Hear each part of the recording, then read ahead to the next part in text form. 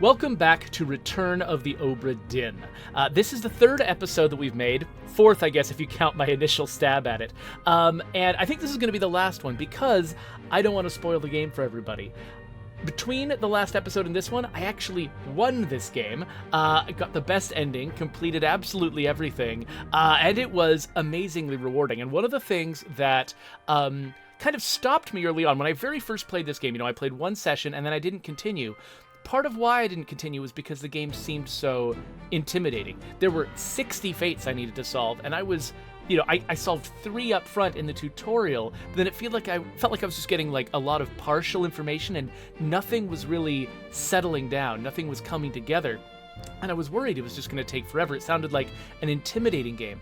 But it turns out there are basically some conceptual hurdles you have to get over. Some different ways of thinking about the characters and the mysteries that suddenly unlock huge, like swaths of deductions that you can do. So what I hope to do this episode, I'm going to pick up where I left off, sort of, I think, complete the story that I was in the middle of, but then I kind of want to talk through some of the insights that I found without, going through the entire game and just showing you the answer to every mystery. Talk through some of the insights that led me to eventually beat the game. Hopefully, to make people feel less intimidated by it, if anyone was feeling about this game the way that I was. So as you can see, my original save now has 60 fates solved, and I can rewind to watch the end again if I want to, but I'm not going to.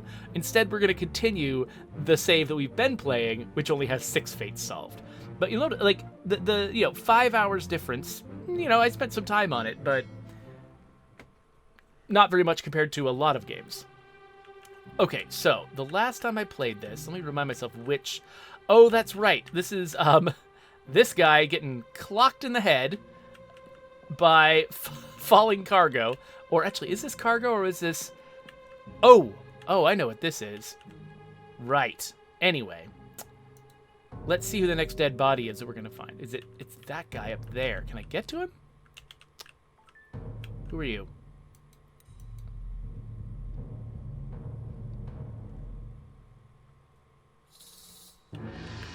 Okay, so this shouldn't take too long. He's right up the stairs. Oh, you're going to take the long way, are you? Come here. Give me that dead body. All right, let's see what this person did.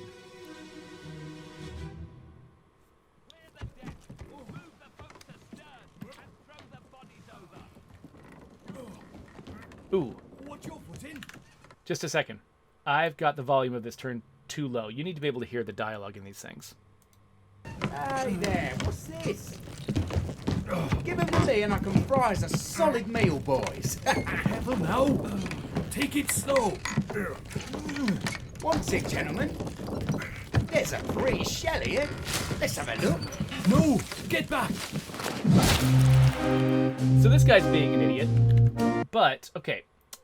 I think I might need to mess with the overall sound settings in the game, because whenever I make the dialogue loud enough that you can hear it the way you can hear me, the soundtrack also gets really loud. So hopefully this is all right.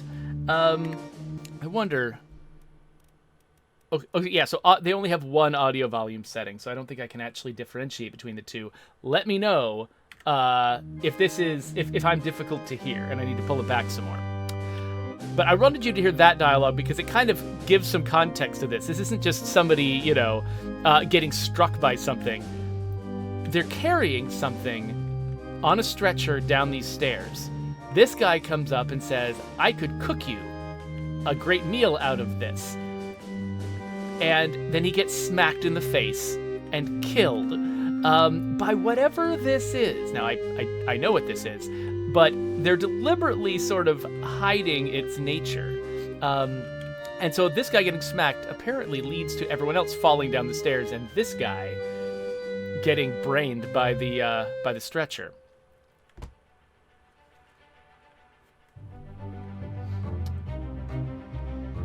So, who is this and how did they die? This was actually one of the first ones where I started actually trying to like thinking a little deeper, more than just because basically up to this point, most of what I did was listen to dialogue, hear people identify each other by name, and also look to see the cause of death. And that's the most straightforward way to do it. So all the names I had were from dialogue. All the deaths I had were from watching the death happen. But they've deliberately given us a lot more information than that, than I even realized I had at the time. So this guy, for instance, well, we know how he died. We just watched it. He was, I forgot how he's been slapped, basically, by a tail. Struck by a tail. By some beast's tail. And he's an unknown soul. But if you listen to the dialogue, notice, helpfully, they put a little X next to the dead person's dialogue. So he came in here, he said, "Hey there, what's this? Give 'em to me and I can fry us a solid meal, boys. One tick, gentlemen, there's a pretty shell here. Let's have a look." So, but you remember, he had an accent, and he said that I can fry you a solid meal, boys. And so let's look at our options on the crew list. Turns out, we've got a cook from England and a butcher from Ireland. And I honestly don't... I want to listen to it again, because I forgot which accent he has. Because I found the cook and I found the butcher in my previous game. He says I can fry it. So let's say he's the cook. He's Thomas Sefton, the cook. I think he did have, like a London accent or something. If I don't remember it well enough now. But... Oh, and by the way, Coalition has been doing some research. He just confirmed that it was Fallstar who recommended this game to me, and I just wanted to exceptionally thank Fallstar for doing so. They're not here in the chat at the moment, but this game was monstrously entertaining for me, and I had almost let it pass me by. So thank you again to Fallstar. But anyway, so he's talking about cooking something, so he's maybe the cook.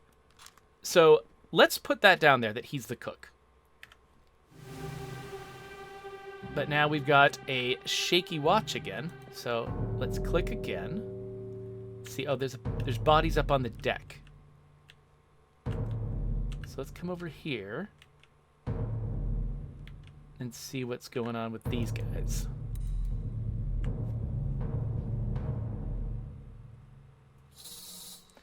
So La Coalition says there is a froze option on the list. Have you found someone who actually had a freezing death? I don't think I should say, honestly. There are more causes of death in the game listed than actually occur on the journey, but I don't want to tell you whether froze is one of them.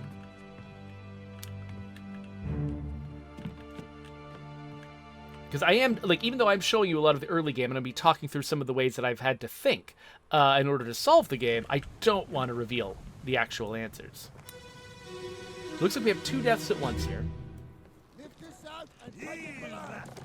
What the hell is going on? What do you know about these things? About the chest and your dead friends? 这是虾米？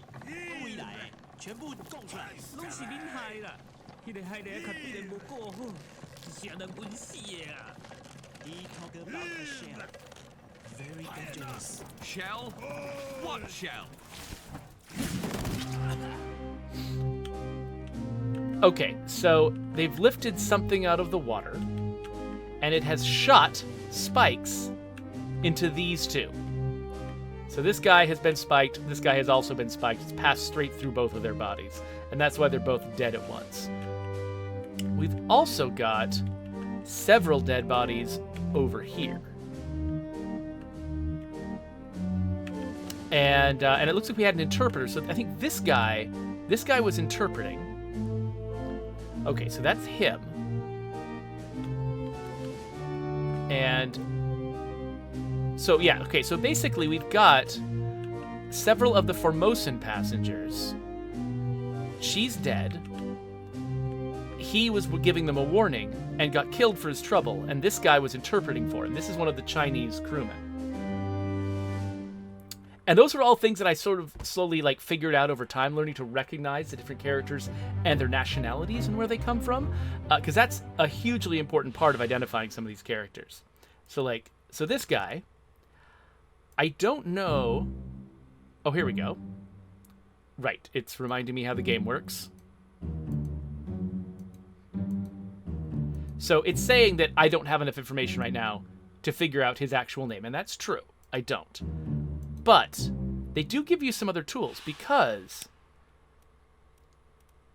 I know, I'm going to try anyways. Hold on. Because they give you some other tools, like, for instance, Unknown Steward, unknown midshipman, unknown topman.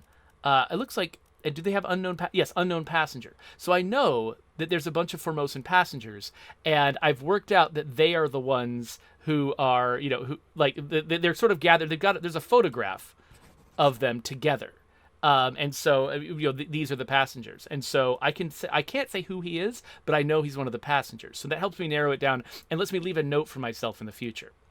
And then he was spiked by a terrible beast. And the guy who was behind him, possibly holding him captive. Again, I can't identify him yet. I do know who he is, but I can't identify him officially yet. But he has been spiked by a terrible beast.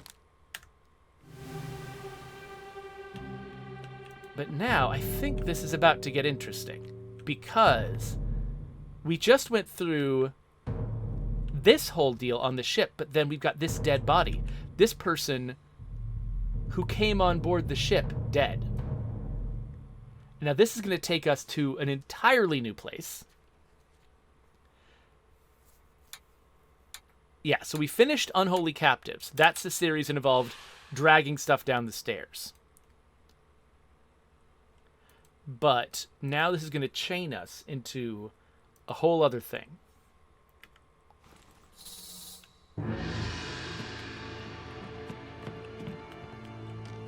So basically, we saw that cargo coming in that eventually got dragged down the stairs. That was loaded from a boat, along with 3 human bodies. And so now we're going to look at those bodies, and that's going to transport us to wherever they died. And that's actually an interesting, there are other parts of the game that take advantage of that. Like, basically, the people who learn how this works deliberately take advantage of that at some point in the game, which is interesting. Ahoy! Ahoy! Wait! Don't shoot! I have treasure! I yield! Hold your fire! Okay, so this guy, he's one who transported the dead bodies back. Everybody else in here is dead. Looks like we've got some creatures. Multiple creatures here. We've got one of the Formosan passengers. We've got another one of the Formosan passengers. And we've got this guy, who has just been killed. By this guy, who I believe is the unknown passenger that we identified up above. Now, one thing I wish I could do is connect, the killer to a photo. Because, right now I don't know this character's name, and so I have to leave it just, when I fill in how he was killed, I'm going to have to say he was killed by an unknown assailant. But I do know who it was. I know it was this guy from the pictures. I just don't know his name yet.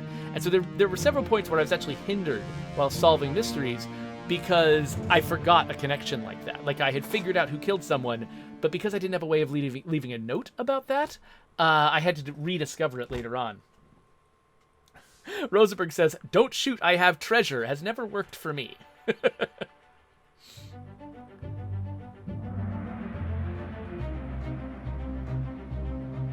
All right. So this is called The Calling, and this is, again, we're starting at the last chapter and going in reverse. I like that. It makes sense that these work in reverse, right? Because you chain from dead body to dead body. And so to do that, whoever you chain to in the second step has to have already been dead in the first step. And so starting at the end and working backwards like Memento makes sense. Okay, so this guy, he's an unknown soul, but he's got a hat on. That means he's an officer. So I can at least say he's an officer. And I know he was shot with a gun by an unknown attacker. I can't name that guy. But can I say unknown passenger? Can I? Unknown passenger. There we go. So I know that much. But now, from here, he's got one of the other bodies from the deck. I think this is one of the other bodies from the deck behind him in the boat. So we'll chain to that body. But now we're back on the boat because we're back in reality. But eventually, there's more than these 3 people who die in The Calling. And so we're going to reveal each of these bodies. But then there's going to be 3 more bodies that we don't see on the deck. Oh, wait. Do I need to follow this guy? Come here. Come back. And those bodies actually become kind of a hassle, because whereas like most of the scenes in the game, most of the memories in the game, you can get to by just walking up to the body and interacting with it like this, even after the fact, some of these bodies are going to be like trapped behind another memory. You have to take 2 or more steps in order to get them. Miss Lim. Okay. So he just addressed someone named Miss Lim. Okay, so he looks like he's dying, and he looks like there's fire coming out of this chest, and he's on fire. This guy is dragging what looks like a mermaid on board the boat. This woman is the person I'm investigating right now, and she is apparently... No, she's not. No, she's already dead, because otherwise she'd be next. Yeah, so this is the guy who just died. She's already dead. He's trying to talk to her and failing. And we've just got mermaids everywhere. And some of them have shiny shells on. Yeah, so it looks like things have gotten real bad for these folks. It'll be interesting to sort of piece together what happened to get us here.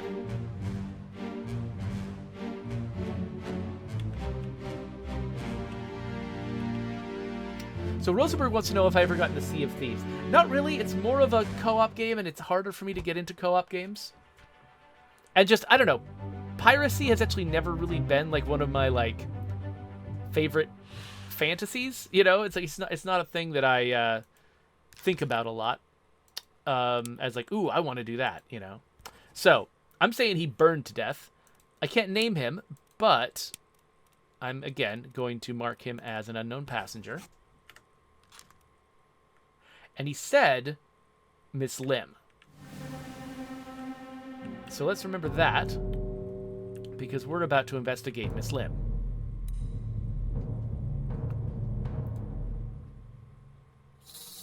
Oh, Jorsini, I did play Assassin's Creed Black Flag. That game was just exceptionally good. And like, I didn't go to it because I love pirates so much. I went to it because it sounded like a good game, and it was a good game. And it made the piracy fun. But it's not like, you know, there are some things like, say, post-apocalyptic settings that I just always gravitate to, even in games that turn out to not be very good. I just want to try them anyway because I'm so interested in the subject matter. Pirates is just not that for me. Like you can have a great game with pirates, but I'm not gonna, you know, take a risk on a random game just because, ooh, I'm so excited about the pirates in it. But I will absolutely play a bunch of garbage games that are post-apocalyptic. I have it. Hold on. And then he starts burning to death. So he gets something out of this chest that kills all these monsters, but it also burns his arm, and burns him. It looks like Miss Lim died at this moment, but we can't tell how. We know she's Miss Lim, but we can't tell how she died. However, it looks like we've actually got an additional body here. We've got a couple of additional bodies here. Oh, wait, no, this is the survivor right here. This is the guy who showed up at the end and got shot on approach to the boat. But yeah, we've got more people here that didn't last that long. And I'm actually not dead certain, because this guy makes it back. This guy makes it back. She makes it back. She and he make it back dead. I'm not sure what gets these guys into the water. It could just be their rank. You know, they're all just regular seamen, and so he just didn't care and just buried them at sea. I'm not sure. Okay, so we know that this is Miss Lim.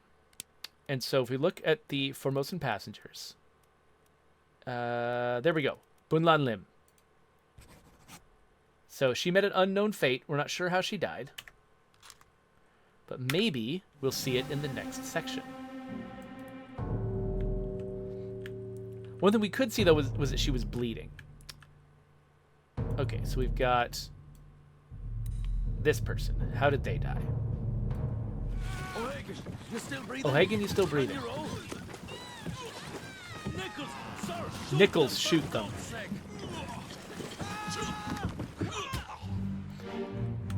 Okay. So this guy was just shouting to other people. So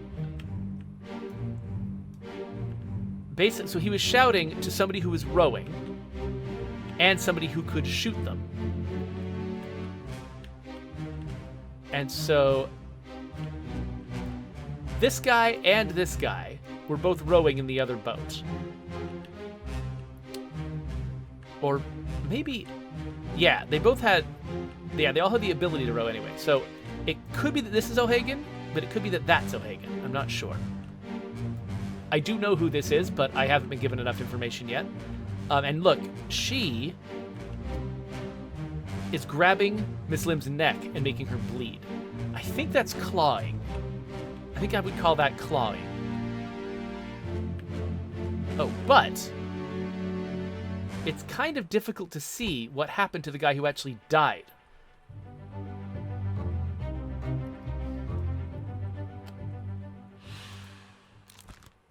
So, at the time that I first saw, I do know how he died, but at the time I first saw that, I saw he was wrestling with the other guy, but I couldn't see exactly what the cause of death was. I eventually had to come back and figure it out. But, so one thing that's interesting about this guy, though, is let's look at him in the big picture. Over here, you can't really see it yet. So let's actually look at the big picture. This is one of the insights that I eventually had that helped me identify a lot of these characters. So here's the Life at Sea sketch. One thing you'll notice is that similar characters group together. We got the Formosan royalty here, these guys. We got a bunch of guys up here at the edge of the ship together. We got a bunch of people gathered together here, and these crews, a lot of them, they come from different places. They come in with people that they already know, and they sort of make these little cliques. And so when you figure out who one person is, you can actually kind of figure out who the related people are.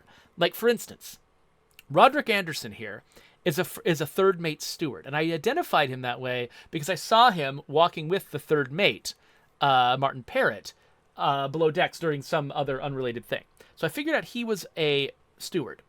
But you'll notice what he's wearing. He's wearing this, this high-buttoned dark shirt, this kind of longish shirt, and he's got sort of this skirty thing underneath it.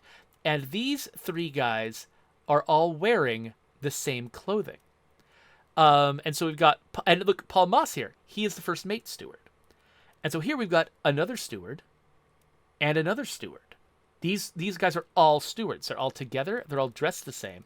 And so even though I don't necessarily know who this guy is, I know he's a steward. And that helps me narrow it down. So I know, who he isn't. Also, by the way, this guy, I felt so silly when I saw this. He's holding the wheel. I don't know, where and when he dies yet, but he's totally the helmsman. So that's Finley Dalton, the helmsman. I can just say that right now because he's at the helm. And so, yeah, so you can sort of draw those kinds of conclusions here. So, anyway, let's back out of this.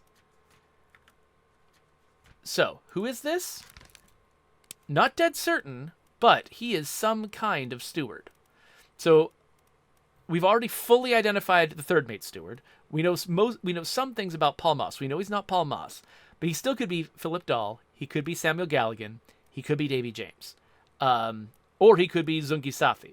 And it's hard to be sure. So we're not going to commit to it. We're just going to say unknown steward. And later on, we'll figure it out.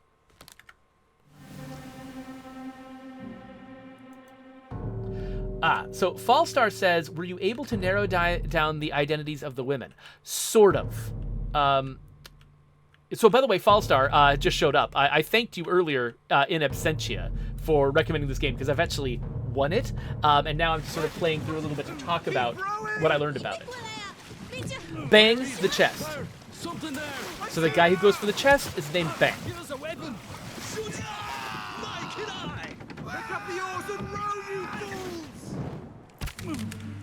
Okay, so this guy is the one who just died because he just got a spear through the head.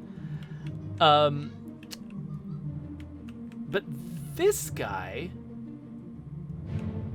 is not dead. I think he was just cowering. And so because of that, I think that he is probably the one. Well, I'm not sure. He's got a pipe, though. Check out his pipe. I think that's important.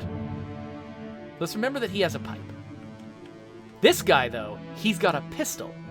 So when he was saying, Nichols, fire your gun, he was talking to this guy. So we know that this is Nichols. And Nichols, where is he? There he is, Edward Nichols, second mate. So that's Nichols. And we also know she was shouting to Bang. Oh, by the way, this guy. Nobody mentions him. But look what's happening to him. He's being dragged under the water. He's gone in the next scene. So we can... Oh, well, okay. This is closing. That's Bang.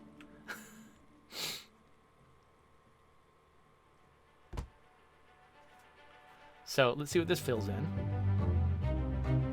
So notice, accessible only through another corpse. Like, we can't come back to this memory unless we go through another corpse. So this guy, the guy who got speared through the head, I'm not dead certain who he is yet, but he was totally speared by a beast. So anyway, Falstar, you asked a question. Did I separate the women? Yes, I did eventually in my, not in this save, but in my other save, I did figure it out. And the only way I figured it out was one of them was named Miss, and one of them looked younger. And that's what I went with, and it turned out to be right. Okay, we're vibrating, but we know more information. And so I want to, before we move on, I want to say, I know who this is. This is Bang. It Bang Xia.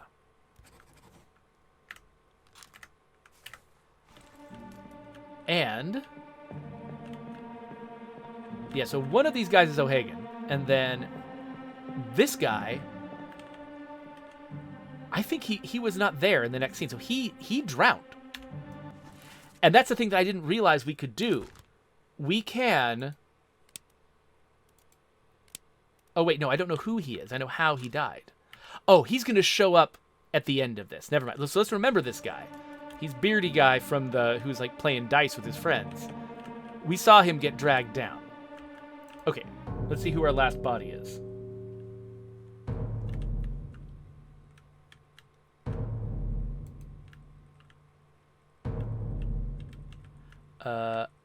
Sorry, I got distracted by the chat.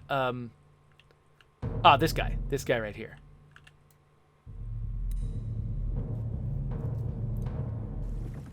Keep course due east. You'll reach the Canaries in 3 days. You packed enough stores? Aye, sir. Checked and loaded them. So they don't know they're about to get attacked. Stay quiet and alert. If the wind picks up, we've no chance against the Obra Dinn. 休假，你玩抓不？我冇问题，但是伊来想啊，绝对袂当互伊落在水底。 The chest must not fall into the ocean. 怪不出现，你绝对卖起来。 Aye, shut it up. They say strange things about monsters. And then the guy who was interpreting just got speared by a monster. Okay, so everybody else is alive. This is the first death on the voyage, and it's this dude speared by a monster.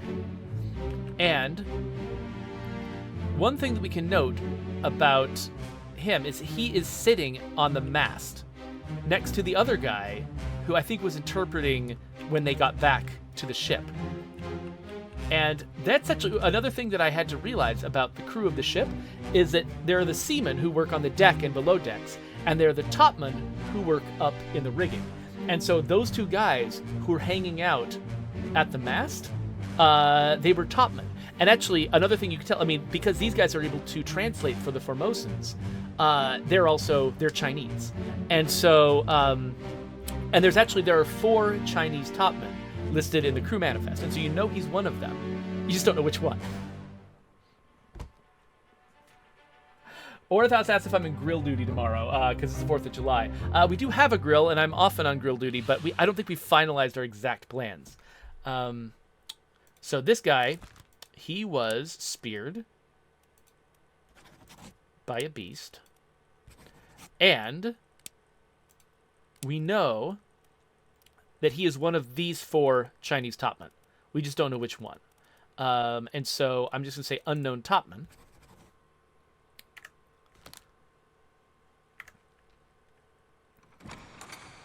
And now they've opened the door for me. But yeah, so we saw this guy get dragged under. We didn't see what happened to everyone else, but we do know, and this is something that I didn't take for granted before, but we do know that, like, most of these people were killed, and Nichols rode back alone, with just 3 dead bodies with him. And so we actually can make some guesses about what happened to these folks. The thing is, I assumed that I was not allowed to make guesses like that about what happened to people who just disappeared. But it turns out there's actually a lot of people who they are not, like, their dead body never appears on the deck. You're not able to find them and specifically cite their cause of death. Instead, they show up at the end in the disappeared category. But oftentimes you can absolutely see what happened to those people. It's just always something that didn't leave a body on the deck. Like, things that leave bodies on the deck, those are the official deaths that you can investigate. But you see, this has got 2 slashes at the end. 2 people who disappeared without explanation. But I think we do know what befell them. They were drowned by beasts. Right. Okay, thank you. So let's open this again, because I meant to do both of them. This guy also drowned by a beast. And somebody is named O'Hagan. I'm just not sure exactly who it is. But yeah. Miss Lim, it turns out, we saw that she was clawed by a beast. And now, that was correct, we've got 3 more fates. So, we correct about Thomas Sefton, correct about Bunlan Lim, and we're correct about Itbeng Xia. And we've completed a little bit more. And you notice this is going to fill all the way up until it reaches that slashed area. That slashed area is the chapter of the book that you're missing.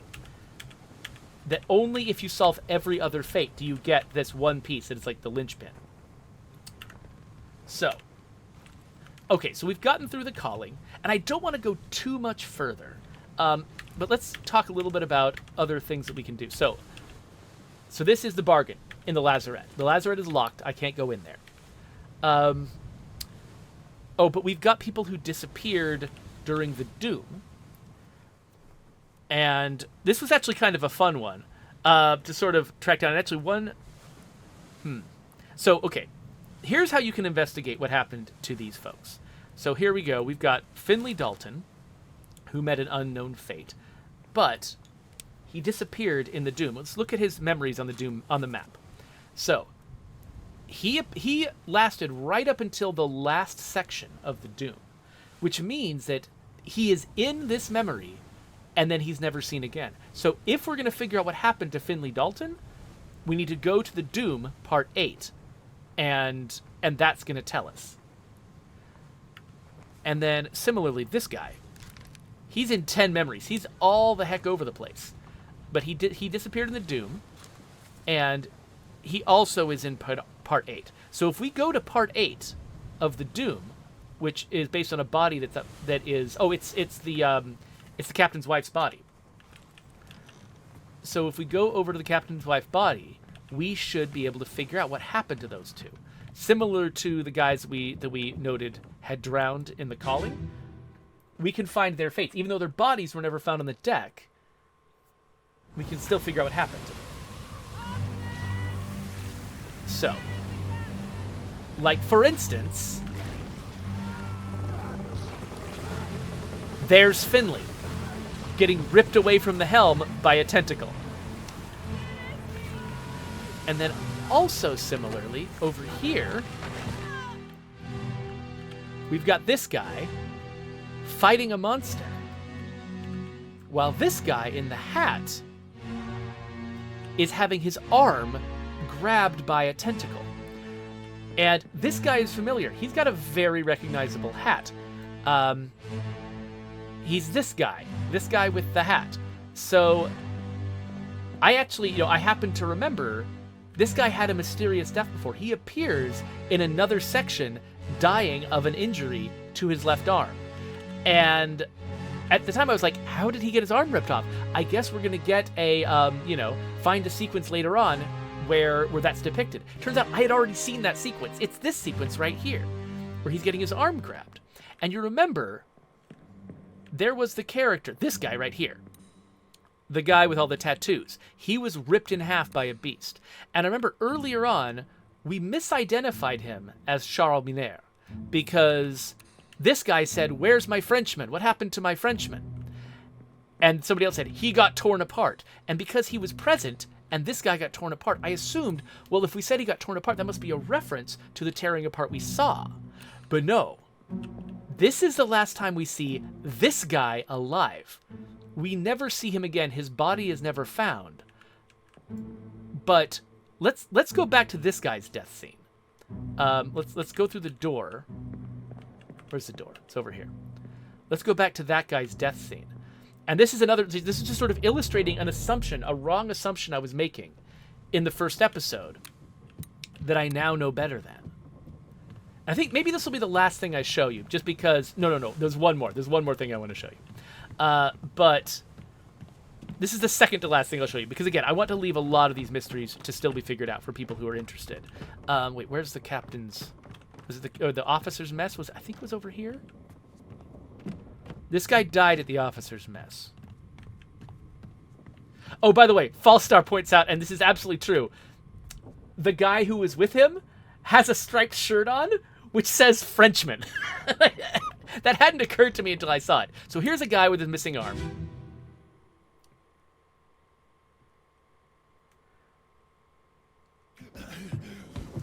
And we've seen this before. He dies. This is the guy with the top hat. He dies of a missing arm. And in the dialogue, he says, "Where's my Frenchman? The Squid's God, your mate was torn apart." So I thought this was meant to be telling me, hey, the guy who was torn apart, that's the Frenchman. But no, this is telling me the fate of a person I never saw die. He was torn apart and then dragged under. His body never appeared on the deck. And so I wasn't able to, to use the magic pocket watch to find him. But this is where I find out his death. The Frenchman, tied to this guy, was torn apart. And this guy, similarly, lost an arm. And so I actually know way more about this guy than I thought I did. This guy was, I think it counts as torn apart.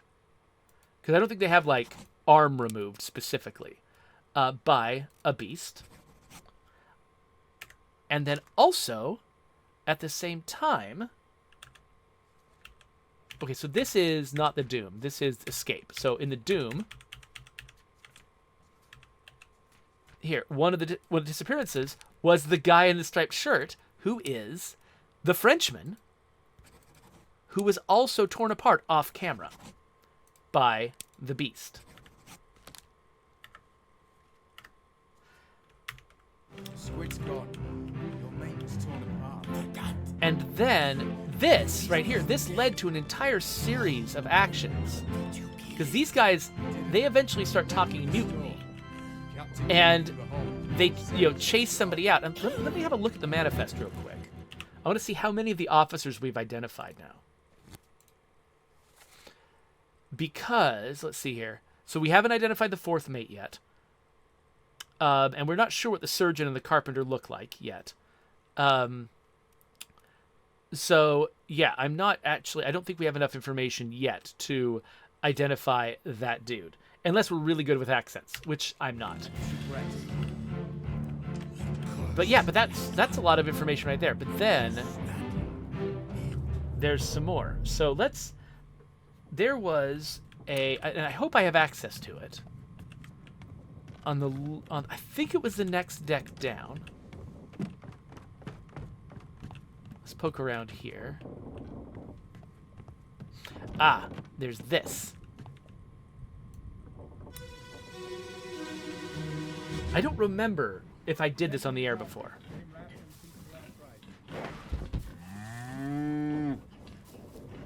Hit her here. One swing. Get through the skull in stone or brain. I'll cut her throat when you've done it. Here? Yeah.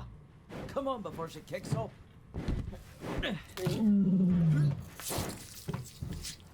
They're trying to murder a cow. You all right there, sir? Never been on a farm, Charlie. Charlie is the one having a What bad your reaction. shoes now? Okay, so we got some folks here messing with a cow. And the guy who's an expert with the knife,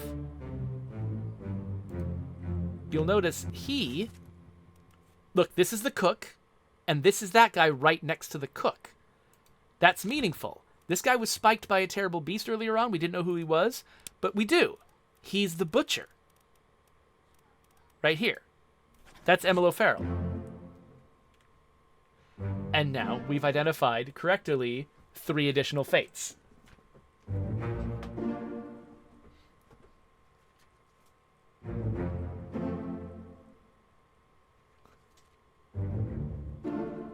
So we got all these folks identified.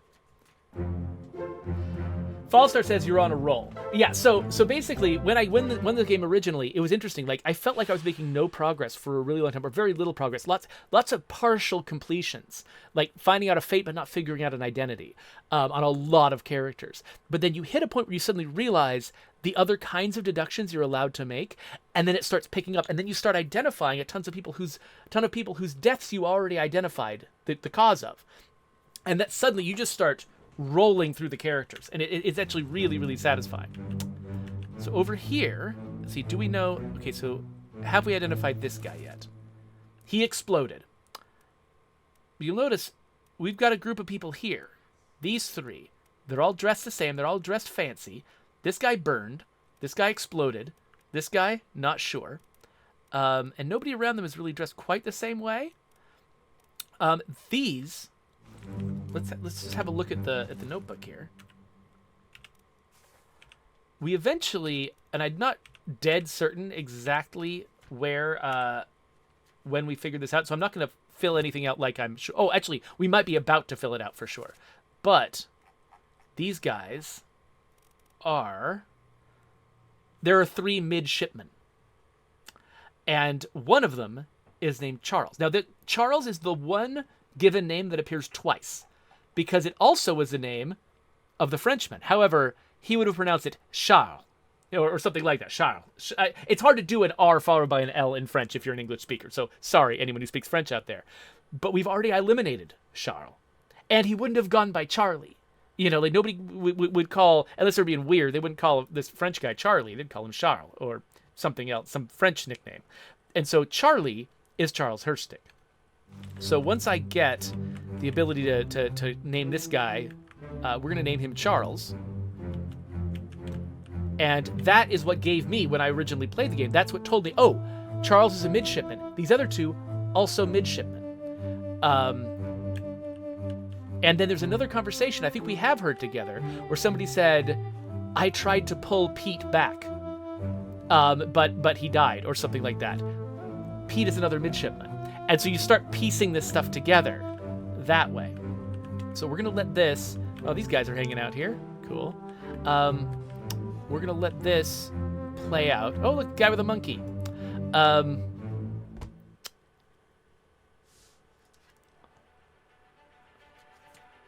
So this is A Bitter Cold, which is only the 2nd chapter. And it's just... You don't really have to name a fate here because it's a dead cow. They just give you dead cows. Dead cows are free. But 10 others were present, and we know that... Oh, looks like all the midshipmen were present. One of them is Charlie. And we know which one. It's the one throwing up. So let's quickly identify Charlie.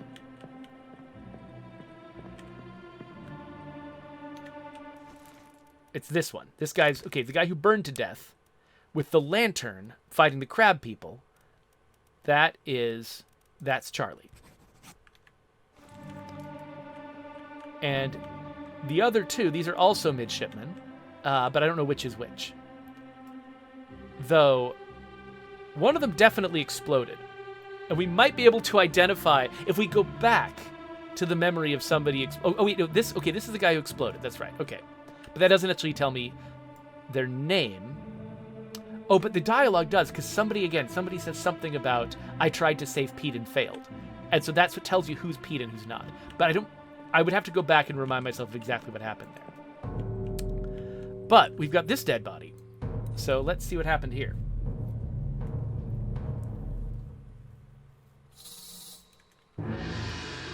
Because this is going to lead us to, like, I think the last thing I want to highlight that I just didn't even realize was important. Like I played through this sequence pretty early on in my other playthrough that I eventually won, but the stuff I noticed about this, like, it was the last stuff I figured out, and so I kind of want to, like, point out the more subtle things that I eventually figured out.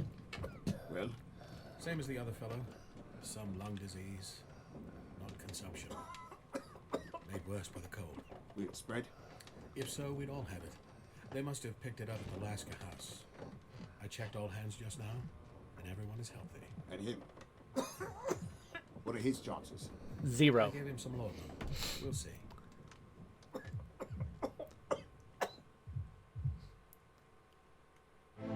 Okay, so we got this guy here. We don't know who he is. I think was that who he was? Sorry, it's sometimes identifying them. Yeah, so it's this guy. We don't know who he is. But and yeah, we can only identify his identity here, not his fate. But this guy, what do you bet he's the surgeon? Because he's the doctor everyone's consulting. So let's say this guy is the, where did it go? Where's surgeon? There he is. He's Henry Evans, the surgeon. This wasn't on my list of things I was going to point out, but if you actually pay attention to the book, the preface, this book was sent to you by Henry Evans from the French Office of Affairs in Morocco. Henry Evans survived the journey. Henry Evans sent me the pocket watch and the book. Henry Evans lives in Morocco. So that's just information they handed me right up front. And it took me forever in my original playthrough to figure out that was what was going on. But yeah, so actually let's find Henry Evans. Actually, wait a minute. Does he show up? That guy. Okay, let's go to the. Actually, okay, I gotta skip to the end because there was the escape. In the escape, Evans is one of the people who escaped in the boat, and now we know where he went. He is alive in Africa because that's where Morocco is. And similarly, we didn't see anything happen to the two women on the boat or to this guy who was on the boat. And so I think we should presume that they are also alive in Africa. And by the way, these two women, there are two names available that are like English passengers.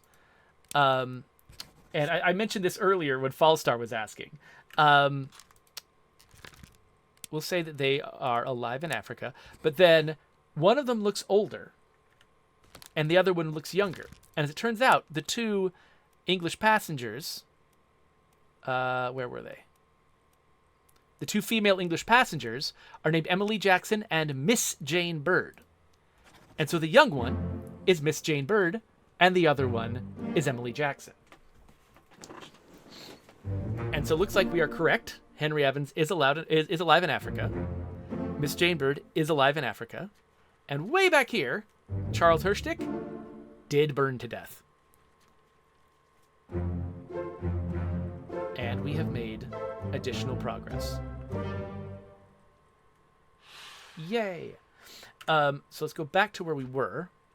Nope, back further. Because I want to say that this is Emily Jackson. Emily Jackson. There we go. Okay. Anyway, so I need to still figure out who this guy is, but that's fine. And who else is in the room?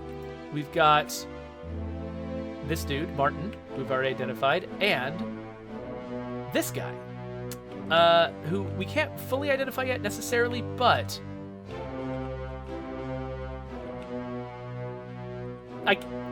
you can make guesses about who he is. Thing is, one other thing I didn't realize when I was playing early on was it's okay to make guesses because, like, if I make guesses, the best way to find out if a guess is wrong is to make the guess, keep playing, and then whenever you hit the third confirmed fate, and the game tells you, oh, these last 3 that you got were correct, when it does that, go back and look at the guesses that you've made. Because if you had a fully identified person and their fate, when that happened, that means that was wrong. And whatever part of it was the guess you were making, whatever, random thing you said that you weren't sure was right, that thing is wrong and you can take it out.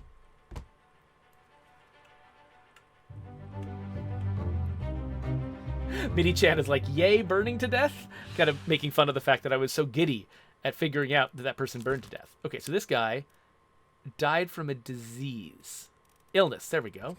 Succumbed to a tragic illness. But now we've got... There's a third part to this, and it's this body lying out here on the floor.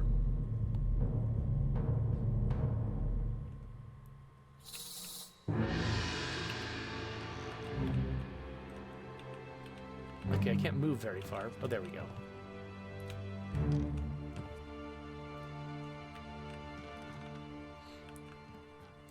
Okay, so this is actually one of the most valuable scenes in the game. So we've got people speaking Russian to each other. And then somebody speaking a different language. I think this might be Hindi.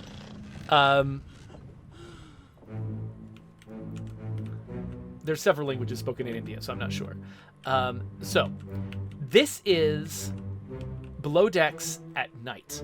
And this is the only scene that takes place below decks at night. So one thing that you'll find as you're going through the game is that, like, the officers, like a lot of the big dramatic events involve the officers. They're the most easily identifiable.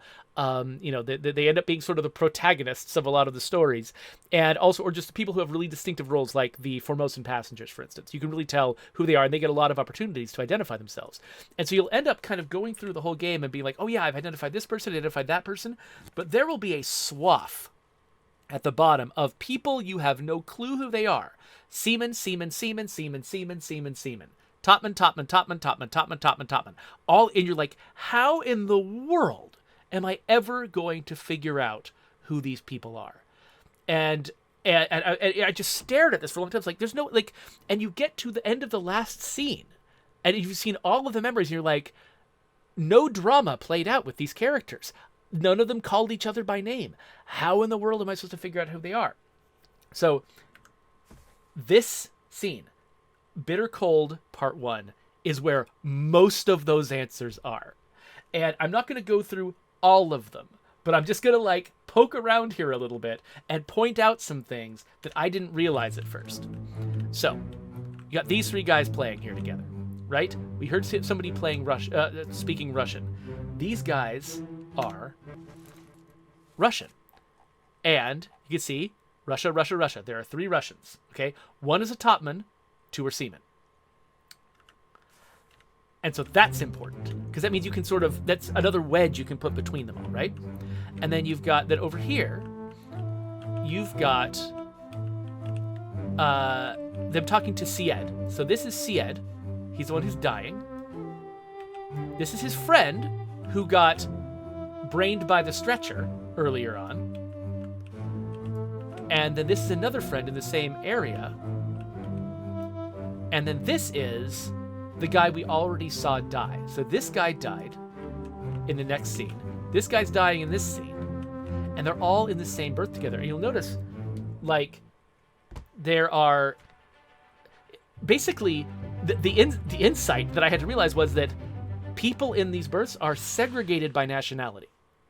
People who speak the same language berth together. So this guy, he is Sied. So let's go and find him. He's one of the... There are 4 Indian characters. And this is Solomon Sied. And he died of an illness. So give him that.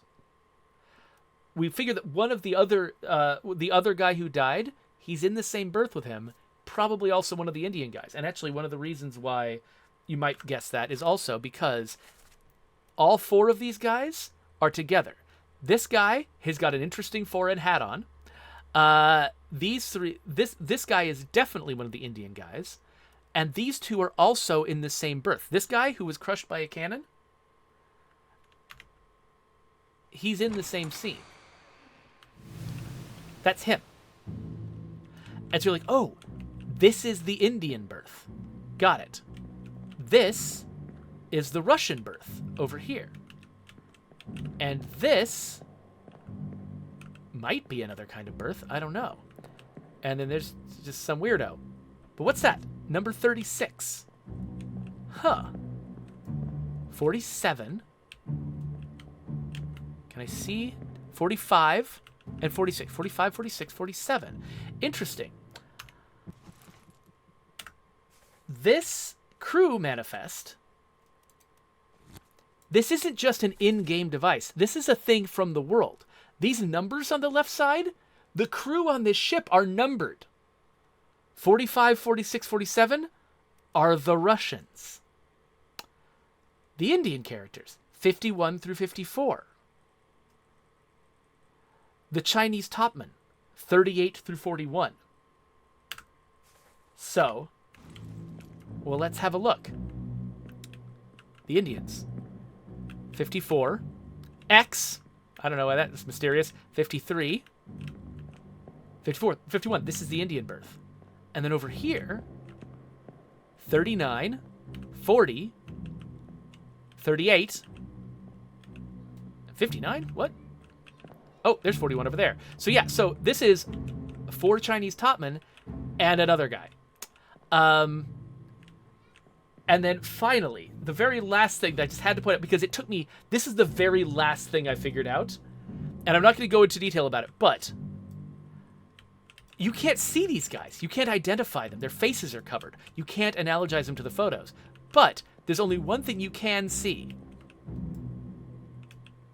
Their shoes are hanging out. Right? So this is like, oh, dark shoes and white socks? Dark shoes. Dark shoes. Light shoes and kind of stripy socks. Huh. Interesting.